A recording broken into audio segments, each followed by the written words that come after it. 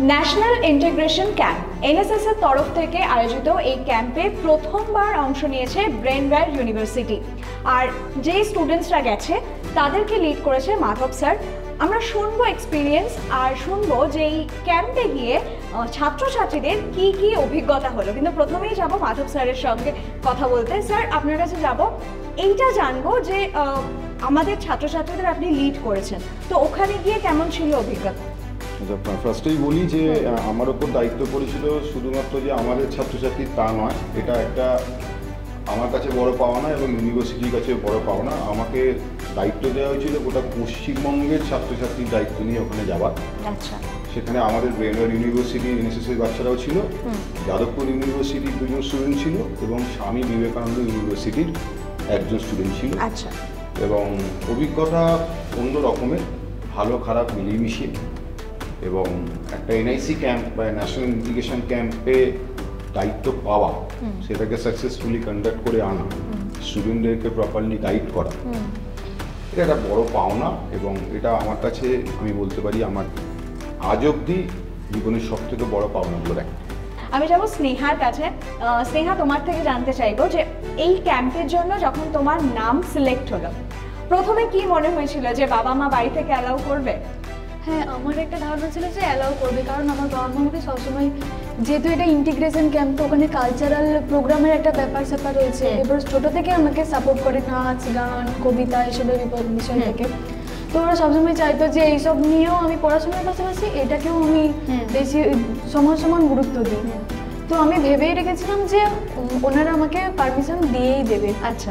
তো পরে আমি আবার তাও জিজ্ঞাসা করি, তো ওনারা তো খুবই খুশি হয়েছিলেন, আমাকে পারমিশনও দিয়েছিলেন যাওয়ার জন্য। আর যেহেতু স্যার আমাদেরকে নিয়ে যাচ্ছে, কলেজ থেকে নিয়ে যাচ্ছে, এটা তো আমার কাছে আরও বড় পাওনা, তো পারমিশন দিয়েই দিয়েছিলেন। মানে বাড়ি থেকে পারমিশনে কোনো অসুবিধা হয়নি। আমি আসবো নিকিতার কাছে।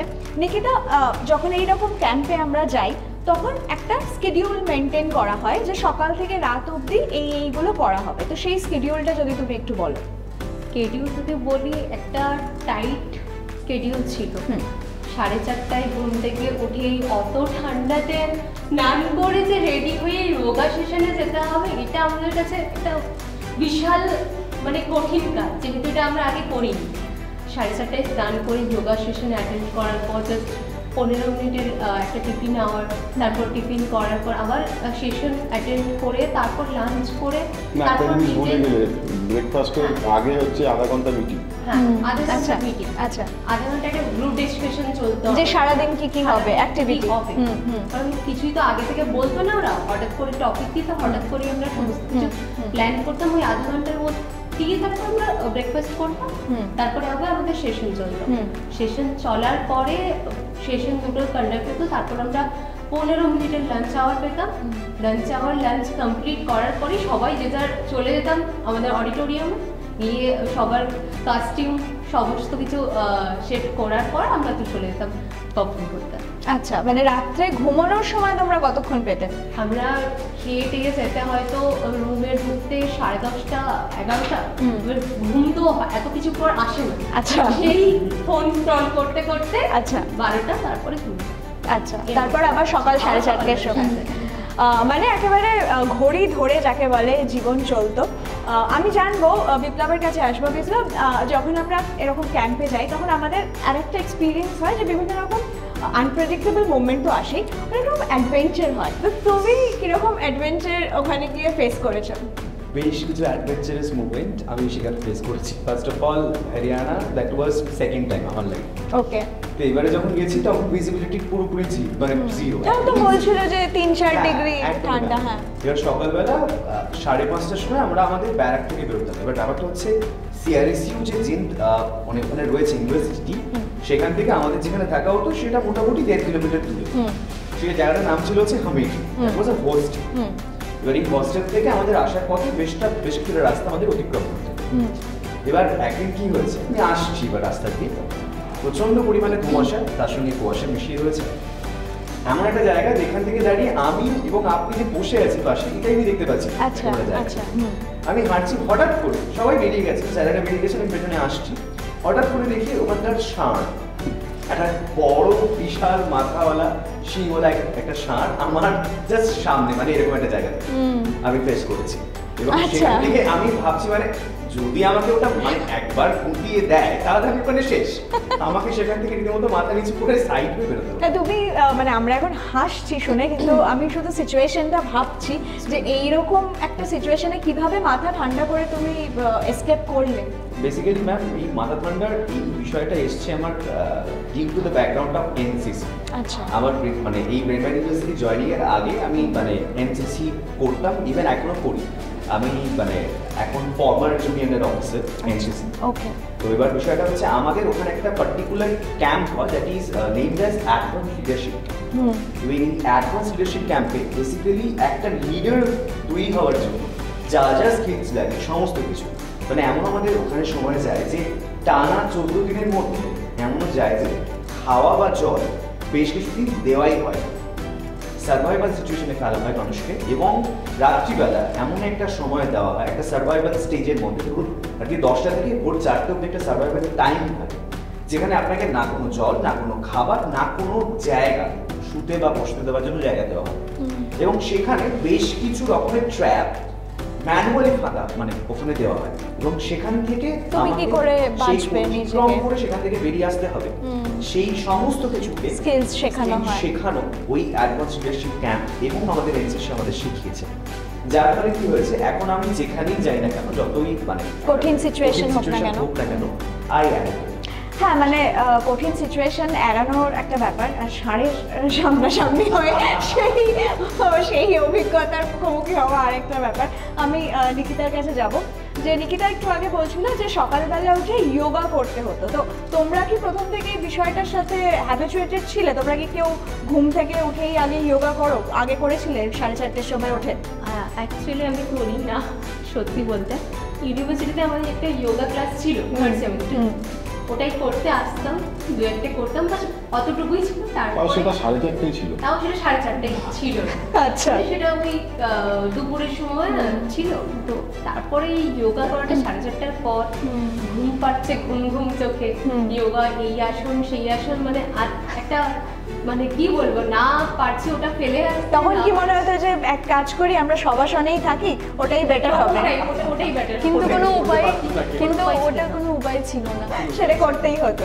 বিপ্লব, তুমি কি ওদেরকে ইন্সপায়ার করেছিলে যে না আমি এরকম বিভিন্ন জায়গায় গেছি, এইভাবে নিজেকে ট্রেন করেছিলে, তোমরাও এরকম ভাবে থাকো, এইরকম হয়েছে? মানে কিছু বলতে পারছি না, মানে ব্যাপারটা হচ্ছে এটাই, কারণটা হচ্ছে ওদের সঙ্গে মানে আমাদের যারা গার্লস রয়েছে কন্টিজেন্টে, তাদের সঙ্গে বয়েজদের দেখার সময় মানে ওই হচ্ছে একটাই জায়গা। আচ্ছা, সকালবেলা 1/2 ঘন্টা। ওকে ওকে। ওই সময়টা আমরা আমাদের শিডিউল রেডি করতাম। প্রবলেমটা ওই হচ্ছে যে 1/2 ঘন্টা দেওয়া হলো এই কারণে, যেহেতু একটা ইন্টিগ্রেশন ক্যাম্প, সেহেতু 14 থেকে 15টা স্টেটের যে স্টুডেন্টসরা রয়েছেন বা ভলেন্টিয়ার রাদার, তাদেরকে মিক্স আপ করা হয়েছে।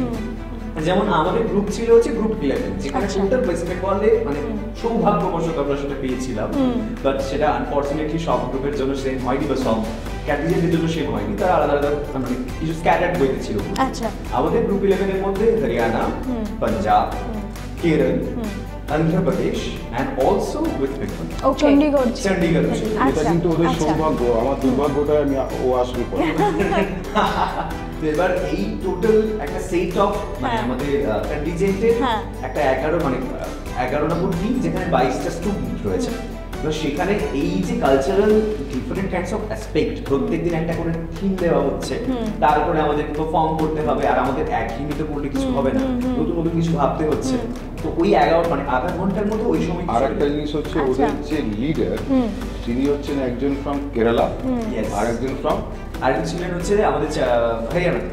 এবং এক্ষেত্রে ল্যাঙ্গুয়েজটা একটা ব্যারিয়ার হয়ে দাঁড়িয়েছিল। হ্যাঁ, মানে ল্যাঙ্গুয়েজটা আমার ক্ষেত্রে ব্যারিয়ার হয়নি, বাট আমি দেখেছি যেটা 90% মানুষের কাছে একটা ব্যারিয়ার হচ্ছে। বিকজ অফ সেটা হচ্ছে যে কারণ ওখানকার যে সমস্ত পেশেন্টগুলো নিকিতা বলছিল যে সকালবেলা বা আমাদের দুপুরবেলা খাবার পর হতো গেস্ট লেকচার সেশন, সেখানে টোটালটাই কন্ডাক্ট হতো ইন হিন্দি।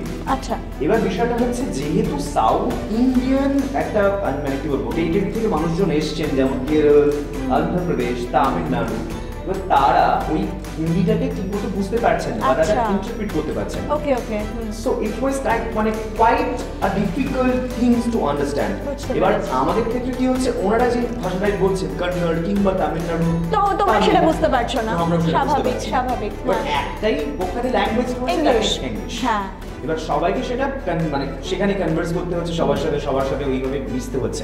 হ্যাঁ মানে ফার্স্ট 4 দিন খুব সমস্যা হচ্ছিল। আমি একটু নিকিতার কাছে যাবো, যে নিকিতা, যখনই এরকম কোনো ক্যাম্পে আমরা যাই, কিছু ভালো এক্সপিরিয়েন্স থাকে, কিছু খারাপ এক্সপিরিয়েন্স থাকে। ভালো এক্সপিরিয়েন্সটা তোমার থেকে শুনবো। ভালো এক্সপিরিয়েন্স যদি বলি, ওই 7 দিনে ওই 250 জন মানুষকে আমি চিনতাম না, বাট 7 দিনে ওরা এতটা কাছের হয়ে গেছিল, মানে আমরা লাস্ট দিন একে অপরকে জড়িয়ে খেলেছি, আচ্ছা এতটা ভালো বন্ডিং হয়ে গেছিল। ওখান থেকে আমাদের একটা টি শার্ট প্রোভাইড করা হয়, ওখানে আমরা যেরকম ব্রেনওয়্যারে ফেয়ারওয়েলে আমরা একটা সিগনেচার সেরেমনি করি, সবাই সবার টি শার্টের সিগনেচার ওরা আমরা করেছিলাম। ওখানে প্রত্যেকের ভাষাতে লিখেছিল যা যা লেখার, কেউ কিছু মেসেজ লিখেছিল।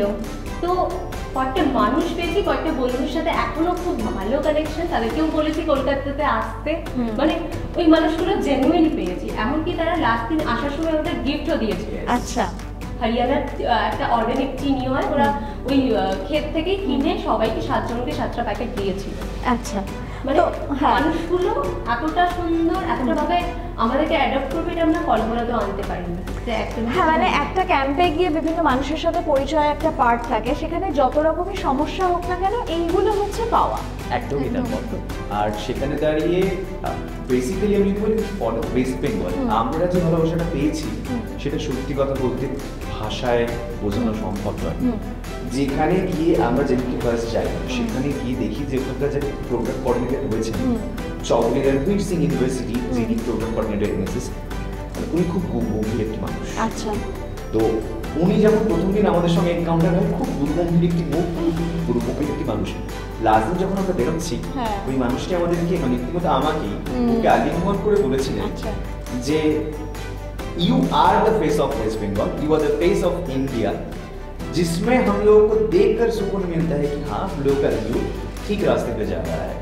এটা আমাদের কাছে বিশাল বড় বিষয় ছিল। হ্যাঁ মানে অনেক বড় প্রাপ্তি, মানে এর থেকে বেশি আর কি হতে পারে। বিশাল বড় প্রাপ্তি, মানে এর থেকেও ব্যাপার হচ্ছে যে ওখানে আরো বেশ কিছু মানুষ এসেছিলেন যারা সত্যি কথা বলতে আমাদের ভারতবর্ষের বিভিন্ন অ্যাসপেক্টে রয়েছেন, বিভিন্ন মিনিস্ট্রি থেকে রয়েছেন। যেমন একজন এসেছিলেন ডেন্টাল সার্জন আমাদের ইন্ডিয়া, তারপর আমাদের একজন এডুকেশনাল পলিসি মেকার অফ ইন্ডিয়ার বোর্ড থেকে একজন এসেছিলেন, একজন মেম্বার। তো তিনি যে সমস্ত কথাবার্তাগুলো বলে গেছেন, ইভেন তো স্যার সেখানে ছিলেন, মানে যিনি আমাদের ওই এডুকেশন পলিসি মেকার অফ ইন্ডিয়ার যিনি সদস্য ছিলেন, মানে ওই সোসাইটি, ওনার গেস্ট লেজিসলেশন কমপ্লিট হওয়ার পর স্যার ছিলেন ভোট অফ থ্যাঙ্কস জানানোর জন্য। তো স্যারকে যে অ্যাপ্রিসিয়েশনটা মানে উনি দিয়েছিলেন from the core of my heart, আমি এটা বলেছিলাম যে হ্যাঁ কোথাও না কোথাও গিয়ে ওয়েস্ট বেঙ্গল বা আমাদের পশ্চিমবঙ্গ টোটালি কন্টিজেন্টটা একটা অন্য মাত্রায় তাদের কাছে জায়গা তৈরি করে নিল। আমি একটু স্নেহার কাছে আসবো, যে স্নেহা, প্রত্যেকদিন তোমাদের কিছু ইভেন্টস করতে হতো, যেটা টপিক দিয়ে দেওয়া হতো। তোমরা কি কি ইভেন্ট করেছিলে? ফার্স্ট দিনে আমরা ওয়েস্ট বেঙ্গল টিমে কিছু একটা পারফর্ম করেছিলাম, কিছু বলতে কি গান, বন্দে মাতরম করতে হতো। বন্দে মাতরম লাস্টে যখন ওই দিনের পারফরমেন্স যখন শেষ হচ্ছে, তখন ওয়েস্ট বেঙ্গলকে ওখানে প্রোগ্রাম কোঅর্ডিনেটর আমাদেরকে ডেকেছিলেন যে ওয়েস্ট বেঙ্গলের যারা কন্টিনজেন্ট রয়েছে তারা এসে বন্দে মাতরম গানটা যদি গাও তাহলে খুবই ভালো হয়, এরকম আমাদের কাছে বলেছিলেন। আচ্ছা, এবং আমরা করেছি। এবং নিকিতা একটি কবিতাও লিখেছিল, সেইটার এক্সপিরিয়েন্স যদি একটু বলো। নিকিতাটা একটা মানে লাস্ট দিন আমাদের যে উনি কোঅর্ডিনেটর ছিলেন সিআরএসইউ ইউনিভার্সিটি, জিতেন্দ্র স্যার, উনি বলেছিলেন লাস্ট দিন ওনার মানে সবার এক্সপিরিয়েন্সটা শেয়ার করেছেন। এবার নিজেদের ভাষায় শুরু করেছিলাম বাংলা দিয়ে, কারণ আমি বাংলাকে রিপ্রেজেন্ট করতে গেছি। আমি প্রথম দিন শুরু করেছিলাম রবিশপুরের একটা কবিতা দিয়ে। আচ্ছা, আর লাস্ট দিন যখন এক্সপিরিয়েন্স শেয়ার করতে বলে, তখন ভেবেছিলাম যে কিছু একটা বলবো, কিছু একটা লিখবো, তো নিজের ভাষাতেই, হিন্দি যদিও ভালোবাসি তাই হিন্দিতে লিখেছিলাম একটা কবিতা। ওটা সবাইকে কানেক্ট করেছিল, সবাইকে কানেক্ট করেছিল। সিআরএসইউ এর যিনি কোঅর্ডিনেটর, তিনি ওটা আমাকে লাস্ট দিন আবার যেদিন প্রোগ্রামটা শেষ হবে ওই দিন বলার জন্য ইনভাইট করেছিল। প্লাস ওখানে যারা ছিল সবাই আমাকে পার্সোনালি খুব যেটা চেয়েছিল, আচ্ছা। সেটা সব থেকে পাওয়া আমার। স্যার আপনার কাছে যাবো একটু, যে প্রত্যেকটা ক্যাম্পের আলাদা আলাদা অবজেক্টিভ থাকে, প্রত্যেকটা আলাদা আলাদা গল্প থাকে। এই ক্যাম্প যেটা আপনারা গেছিলেন হরিয়ানায়, এটা কোথায় গিয়ে আপনার কাছে আলাদা হয়ে থাকবে? এটা অনেকগুলো কারণে আলাদা হয়ে থাকবে। ফার্স্ট হচ্ছে আমি বলবো এনআইসি ক্যাম্প আরও অনেক হয়। এনআইসি ক্যাম্প, যে কোনো এনআইসি ক্যাম্প বলুন, এটাকে আরও স্পেসিফিক্যালি বলবো বিকজ আমি এটাই গেছিলাম বলে, একটা মানুষের জীবন দর্শন বা মোরাল ক্যারেক্টারকে পুরো চেঞ্জ করে দেয়। সেটা হওয়া দরকার। সেটা প্রথমে যখন আমরা ফেস করছিলাম প্রবলেম বা চ্যালেঞ্জেসগুলো, আমাদের মনে হচ্ছিল যে এরকম কেন, এটা কেন নেই, ওটা কেন নেই, কিন্তু পরে আমরা আস্তে আস্তে রোজ রিয়েলাইজ করতে শুরু করলাম, মানে কমফর্ট জোনের বাইরে গিয়ে। এক্স্যাক্টলি, পুরো। আমি নিজে যেমন স্নান করতে পারিনি, জল ছিল না, প্রত্যেকেরই কিছু না কিছু অসুবিধা হয়েছে, বাট এই অসুবিধাগুলো থেকেই আমরা শিখেছি যে যে কোনো সিচুয়েশন, যেটা বিপ্লব বললো এনসিসি রেসপেক্টে, যে কী করে সার্ভাইভ করতে হয় এবং কমফোর্ট জোন থেকে বেরো, নতুন চ্যালেঞ্জ অ্যাকসেপ্ট করো। কারণ যতক্ষণ না আমরা আমাদের কমফোর্ট জোন থেকে বেরোবো, আমরা নতুন চ্যালেঞ্জকে কখনো অ্যাকসেপ্ট করবো না। নতুন চ্যালেঞ্জ অ্যাকসেপ্ট করার পরে আমরা বুঝতে পারবো যে এই ইউথদের মধ্যে কি কি এক্সট্রা পোটেনশিয়াল আছে। এটাই আমার শিক্ষা একটা ক্যাম্প থেকে। বিপ্লবের কাছে একটু যাই। বিপ্লব, অনেক এরকম হয় যে ক্যাম্পে গিয়ে অনেক মজার ঘটনা ঘটে, যেগুলো আমরা পরে মনে করি এবং তখন আমাদের হাসি পায় এবং তখন আমরা অন্য লোকের সঙ্গে শেয়ারও করি। তো এরকম কোনো ঘটনা মনে আছে? বুঝতে পেরেছি ম্যাম, বিকজ অফ এটাই একটা ইন্টিগ্রেশন ক্যাম্প ছিল। যেহেতু ইন্টিগ্রেশন ক্যাম্প, সেহেতু প্রচণ্ড পরিমাণে ভ্যারাইটি ছিল, variety of dresses, variety of cultures. তো সেখান থেকে যেটা হয়েছিল, আমাদের প্রত্যেকটা দিন ওই দিন সেদিনকে শেষ হতো, মানে আফটার দ্য ডিনার আমাদের স্ট্রিক্টলি বলা হতো যে তোমরা এখান থেকে ডিরেক্টলি ব্যারাকে যাবে, কোনো রকম কোনো জায়গায় তোমরা যাবে। এবার আমাদের তো একটু দুষ্টু মন, খুব বাধ্য তোমরা সেই জন্য। আচ্ছা, তারপর তো সেই জন্য আমাদের যে ইয়োগা হলটা ছিল, সেটা আমাদের একদম লাঞ্চের যে আমাদের ক্যান্টিনটা ছিল সেইটার একদম পাশে। আচ্ছা, আমরা রাত্রিবেলা কি করতাম, যখন দেখতাম প্রোগ্রাম অফিসার বা প্রোগ্রাম কোঅর্ডিনেটর স্যারেরা, যখন আমি স্যারের সামনেই করছি ক্ষমা করে স্যার, স্যারেরা যখন একটা মিটিং করতে, মিটিং চলতে, ওই সময়টুকু টাইম স্পেন্ডে আমরা কি করতাম, ওই হলের মধ্যে ঢুকে রীতিমতো নিজেরা গান বাজনা, নাচ, ওই দুটোর লাফালাফি ফর 5 to 7 minutes, বাট ওই 5 to 7 minutes সারাদিনের অক্সিজেন দিয়ে দিত। বুঝতে পেরেছি। এটা কিন্তু জানতাম না। আড্ডায় উঠে আসছে এরকম নানান কথা, সেরকমই আড্ডা আরও হয়তো কিছুক্ষণ চলবে, কিন্তু আমরা এখানে আজকে শেষ করছি। আর আপনারা দেখতে থাকুন আরও ভিডিও, আর চোখ রাখুন ব্রেনওয়্যার ইউনিভার্সিটির ইউটিউব চ্যানেলে।